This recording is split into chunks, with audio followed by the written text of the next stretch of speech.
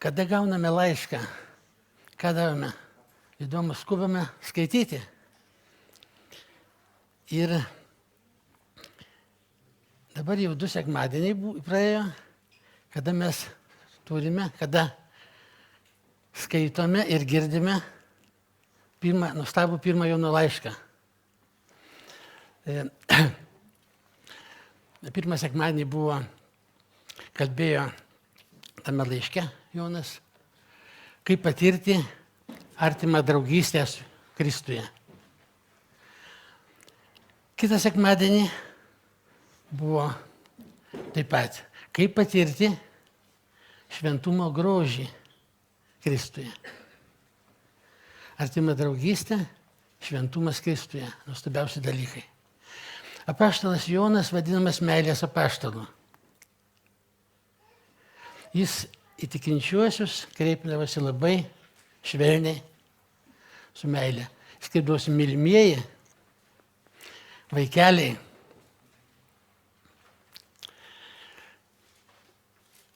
Ir aš šiandien, pratęsdamas tą mintį iš 1 Jono laiško, kreipiuosi į jūs, mylimieji.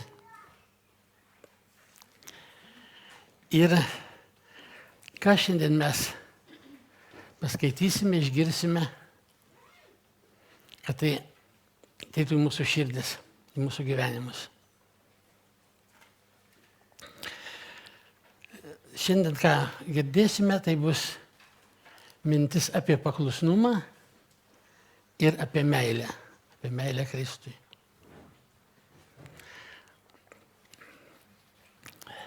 Pirmas Jono laiškas, 2 skyrius, nuo 3 iki 11 eilutės. Iš to mes patiriame, kad jį pažįstame, jei laikomės jo įsakymų. Kas sako, aš jį pažįstu, bet jo įsakymų nesilaiko, tas melagis ir nėra jame tiesos.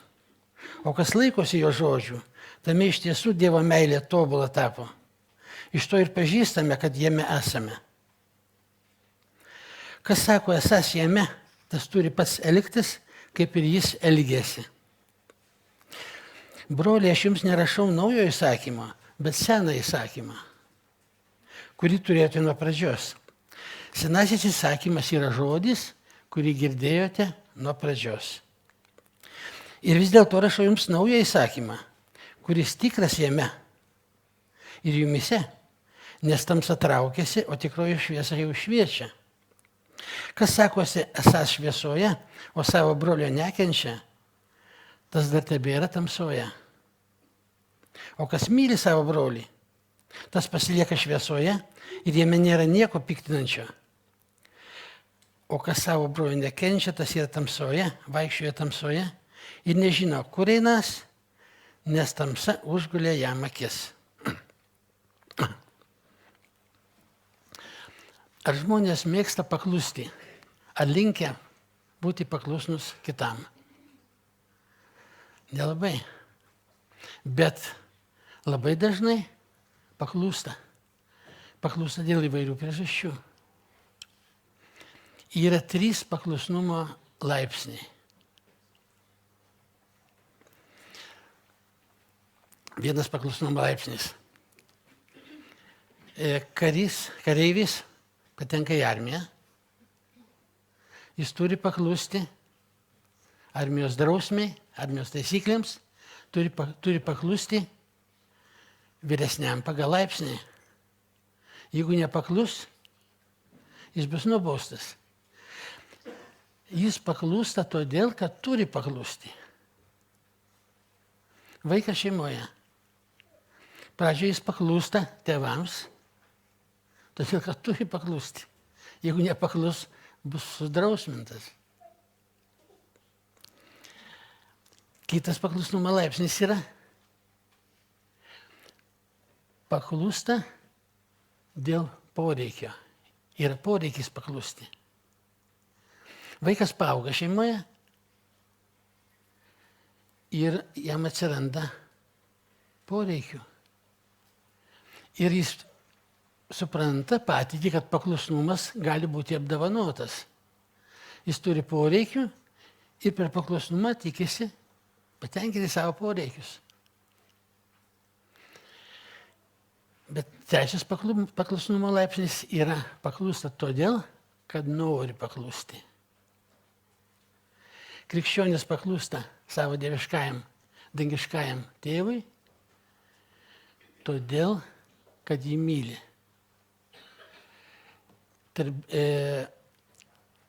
Santykiai tarp Dievo ir jo vaiko pagrįsti meilę. Tai yra paklūsta todėl, kad myli. Dievas mums parodė tobulą meilę.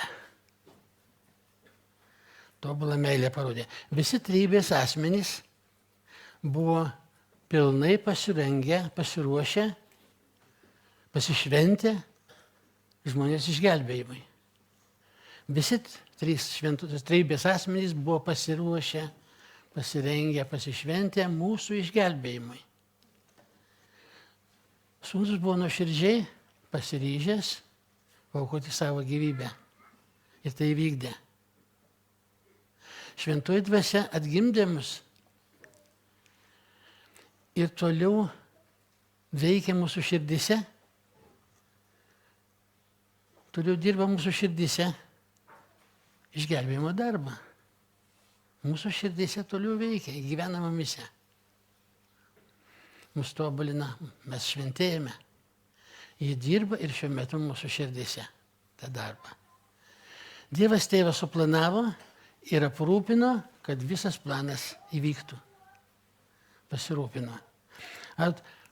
Viskas apgalvota ir įvykdyta geriausiu būdu.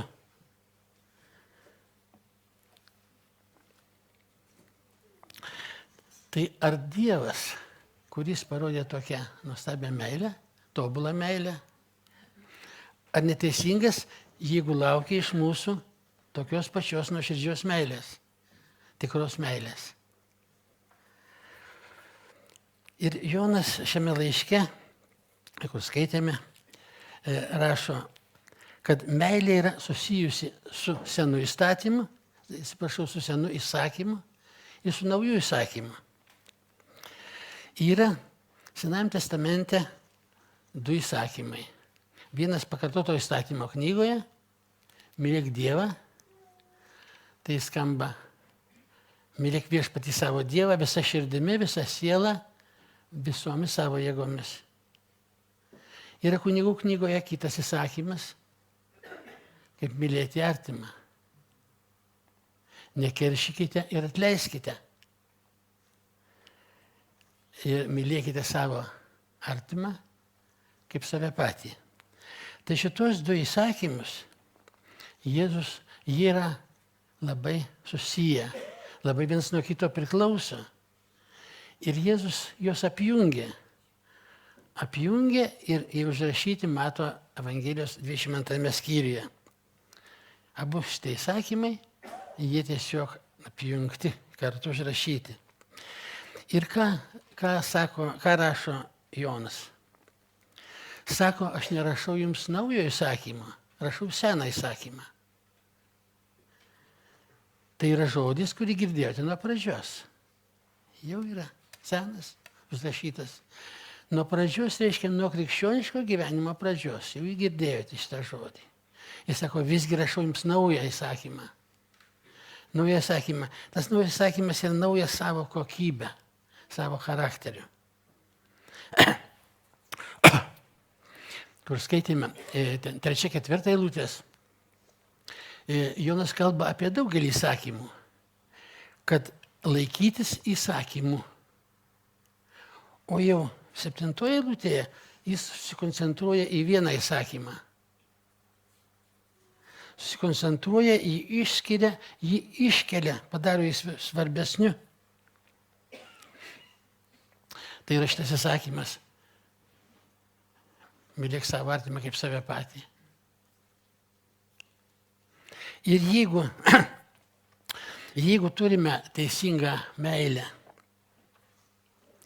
dieviška meilė teisinga. Tai tas įsakymas išpildo visą įstatymą. Moralinis įstatymas tai yra 10 Dievo įsakymų. Taigi išpildo visus 10 Dievo įsakymų. Vienu įsakymu. Mylėk viešpatie Dievą, mylėk savo artimą. Romiečiams 13 skyriaus 80 eilutės.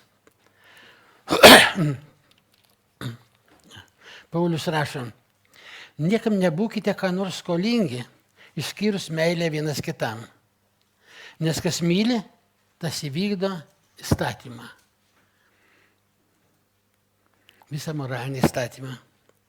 Juk įsakymai, nesvetimauk, nežudyk, nevok, neteisingai neliūdik, negeisk ir kiti yra sutraukti į šį posakį. Mylėk savo artimą kaip save patį.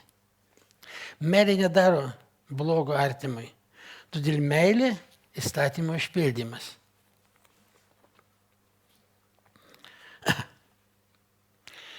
Jeigu myli kitą, ar apie jį meluosi kitam žmogui, apie tą, kurį myli? Ar pačiam tam žmogui, kurį myli, meluosi kažką? Ne, jam nenorėsi blogo. Jeigu myli, ar iš jo vogsi, kad nors pasinaudosi juo, kad nors pavogsi? Ne, nes meilė neleis to dalyko daryti.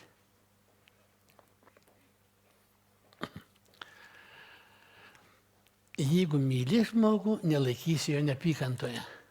Galbūt susikivirčiam, galbūt įžeidė, galbūt nemalonu, bet jeigu mylime, nelaikysime apykantoje. Neapykantoje nelaikysime. Taigi meilė tos visus kitus įsakymus įvykdo.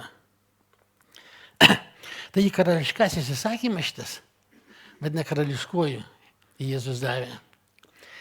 Jis išskirtinis todėl, kad jis turi naują kokybę. Išskirtas, kaip svarbiausias, turi naują kokybę. Vykdami jį, įvykdom visus kitus.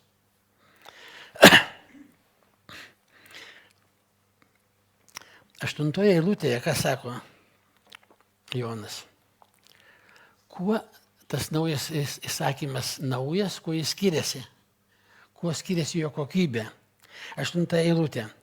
Ir vis dėlto rašau jums naują įsakymą, kuris tikras jame ir jumise, nes tamsa traukiasi, o tikroji šviesa jau šviečia. Sako, šitas naujas įsakymas yra tikras viešpatie Jėzuje Kristuje. Kodėl jis tikras? Jis jame išsipildęs, pilnai išsipildęs. Kaip viešpats Jėzus mylėjo savo apaštalus. Apaštalai klausė jį, konkuravo, kuris iš mūsų turi būti didžiausias. Kaip tai žeidė Jėzų? Tokie dalykai užgavo jį, sužeidė. Apaštalas Petras, kiek Jėzui reikėjo kantrybės dėl jo impulsyvumo. Jis visą laiką pirmas, dar neapgalvojęs, viešpatie, tu neturi mirti, neturi to įvykti. Paskiau sako, aš su tavim nors ir į mirtį, aš tavęs niekad neišduosiu. Impulsyvus. Ir Jėzus turėjo kantrybę su juo visą laiką bendrauti, įmokyti. Ir kaip žinome, vėliau pasakė, kad myli mane, mylit 3 kartus, ganyk, leido jam tarnauti ypatingą tarnystę, su Evangelija tarkinti dangų. Va, pirmam, per sekminės. Taigi, Jėzus mylėjo net ir parodė meilę Judui, savo išdavikui. Tai tokia meilė yra tobula, tai yra besąlyginė, jis myli visus. Taip pat ir muitininkai ir nusidėjėliai buvo patraukti jo meilės. Patyrė jo meilę ir buvo patraukti jo meilės. Taigi Jėzus yra tobulas meilės pavyzdys. Ir tas įsakymas yra jame išsipildęs, yra tikras. O kaip sako taip pačioje eilutėje, kad tikras jame ir tikras jumise, tikinčiuose, sako, tikras jumise, nes tamsa traukiasi, o tikroji šviesa jau šviečia. Kada ateina tikroji šviesa, tai yra Kristus. Patampa tikras ir jame. Ir jis patampa šitas įsakymas naujų mums, kada mes suprantame, kaip jis tobulai išsipildęs, tobulas viešpatie Jėzuje Kristuje. Jis patampa naujų įsakymų mums. Va tai. Reiškia, šis naujas todėl, kad jis yra tikras Kristuje. Jis tikras ir mumise patampa.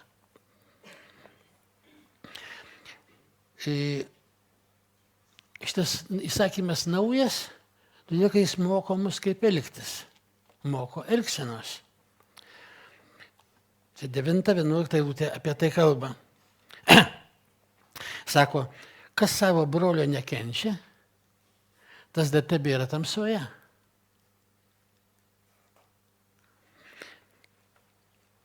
Ir kas myli savo brolį, pasilieka šviesoje. Tai yra labai svarbi tiesa. Labai svarbi tiesa. Krikščioniškas gyvenimas turi dvi kryptis. Gyvenimas turi dvi kryptis. Į kryžių, jeigu žiūrime, yra vertikali kryptis ir horizontali kryptis. Vertikali kryptis yra draugystė su Dievu ir horizontali kryptis draugystė su tikinčiaisiais.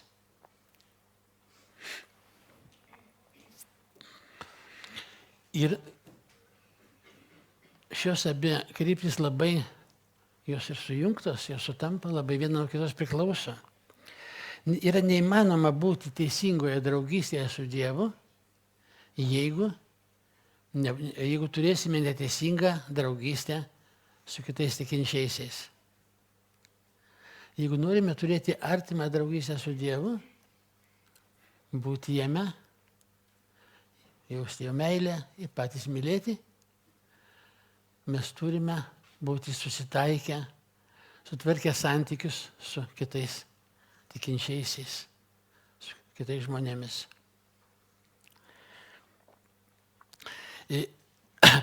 Kalno pamoksle Jėzus kalba taip, kad jeigu nešate auką prie aukuro, 5 skyriuje, jeigu nešate auką prie aukuro ir prisimenate, kad kažkas turi prieš jūs, kažką negero turi, kažkas nepadarė. Ką sako? Ai toliau prie aukuro išlovint viešpatį? Sako, palikite auką prie aukuro, sugrįžkite, susitvarkykite su savo broliu ir tada sugrįžkite ir aukokite. Reiškia, susitvarkę tarpusavyje, susitvarkę santykius, mes galime turėti artimą draugystę su Dievu.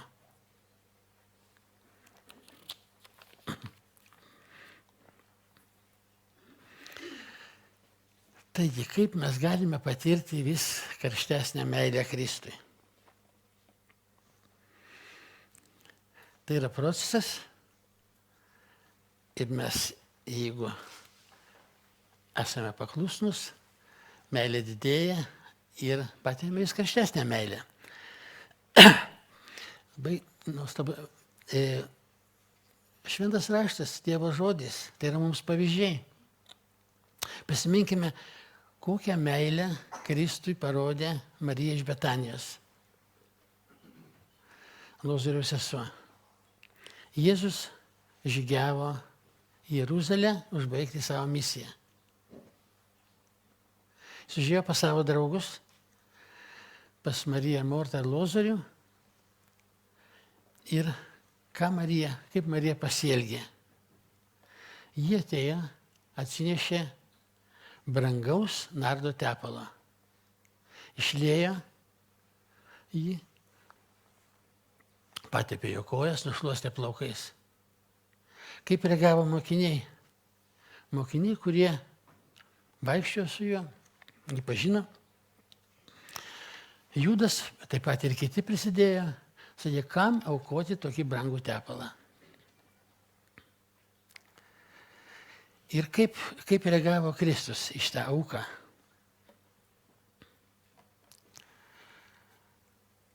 Jėzus žinojo, koks tai brangus tepalas ir kiek Marija turėjo pasiaukoti, kad įsigyti tokį tepalą. Ir šitą auką jis priėmė, neatmetė. Nors mokiniai įprieštaravo kažkiek tai. Jis neatmetė, nes šita auka buvo pagimdyta, pažadinta tobulos Marijos meilės. Marija šitą auką parodė tobulą meilę Kristui. Ir Jėzus tą matė, kad Marijos meilė jam yra brangesnė už tepalo kainą. Tai toks pavyzdys. Ir ką Jėzus pasakė? Sako, palikite ją ramybėje. Ji man padarė gerą darbą. Tai kaip mes galime, mes neturime Jėzaus fiziškai. Meilė yra ne sentimentai, ne emocijos. Meilė yra poreikių tenkinimas. O Dievas poreikių neturi. Jis viską aprūpintas, viską mus parūpina. Kaip mes galime jam parodyti meilę ir dar vis didesnę, tarnaudami kitiems. Tarnavimas kitiems, tarnavimas Viešpačiui. Na, kai pas Jėzus yra kalbėjęs, tai nukreipta į tą laiką, kada bus didysis suspaudimas, bet jis kalbėjo taip. Sako, aš buvau alkanas, mane pavalgydinote, aš buvau ištroškęs, mane pagirdėte, buvau ligonis, mane aplankėte, buvau kelionėje, mane priėmėte. Sako, kaip mes nieko to nepadarėme. Sako, ką jūs padarėte mano mažiausiam broliams, man padarėte. Tai šita rašto vieta rodo, kad kada žydai bus didžiajam suspaudime, ir kada žmonės jiems padės kažką tai daryti, padarys kažkokius darbus dėl jų, tai parodys jų tikėjimą.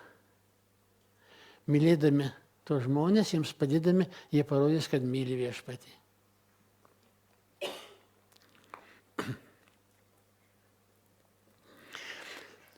Ir mums, kaip mes galime vis daugiau mylėti Viešpatį, vis karščiau. Kiek mes mylime kitus žmonės, tiek savo brolius seseris, tiek kitas sielas, kurios yra mūsų aplinkoje, kurias mes sutinkame. Kada sielos, kurios brangios Viešpačiui, mums pataps brangios, tokios kaip jam, tada mes mylėsime Viešpatį visą širdimi. Jėzus numirė už visus, jam brangios visos sielos. Jeigu mums patampa jos taip pat brangios ir mes darome tą, ką nori Viešpats, mes mylime tą, ką myli Viešpats, mes mylime Viešpatį visą širdimi.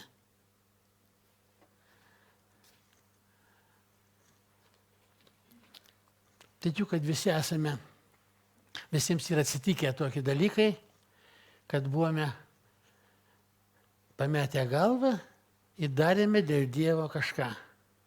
Kažką darėme dėl Dievo. Pametę galvą, ką tai reiškia, negalvodami. Darėme dėl Dievo ne iš pareigos, ne todėl, kad turime supratimą, kad tai reikia daryti, o darėme todėl, kad mylime.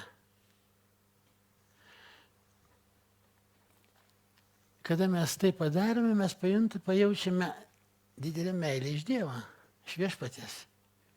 Pajaučiame malonumą tokį. dėkingumą ir mūsų meilė dar labiau auga.